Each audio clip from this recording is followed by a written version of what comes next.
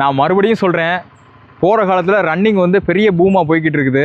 அதனால் இப்போ ஒரு ரன்னிங்கில் வந்து 5 கிலோமீட்டர் கூட நம்மளால் ஓட முடியல அப்படின்னா, என்னடா நம்மளால் 5 கிலோமீட்டர் கூட ஓட முடியலன்ற மாதிரி பார்க்க போகிறாங்க. ஃபிட்னஸ்ன்னு எடுத்துக்கிட்டோம்னாலே வந்து மசில் பில்டிங் மட்டுமே ஒரு விஷயம் கிடையாது. அதை தவிர்த்து நிறைய இருக்குது.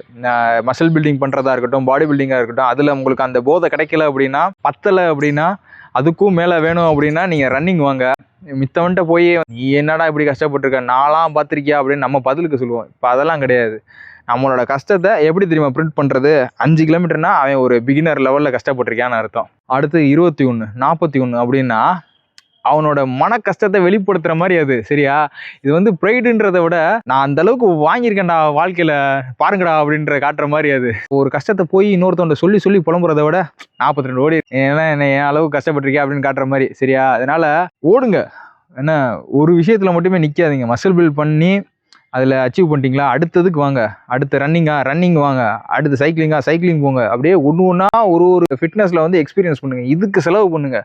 டார்கெட் வந்து பெரிய லெவல் கோடீஸ்வரன் ஆகணும், பெருசாக கார் வாங்கணும், பைக் வாங்கணும், ஒரு கேஜெட்ஸில் ஒரு ஆப்ஜெக்டில் வந்து நம்ம வந்து ஆசைப்படுறதை விட்டுட்டு ஃபிட்னஸில் ஆசைப்படுங்க. கடைசி காலம் வரையும் செம்மையாக வாழலாம்.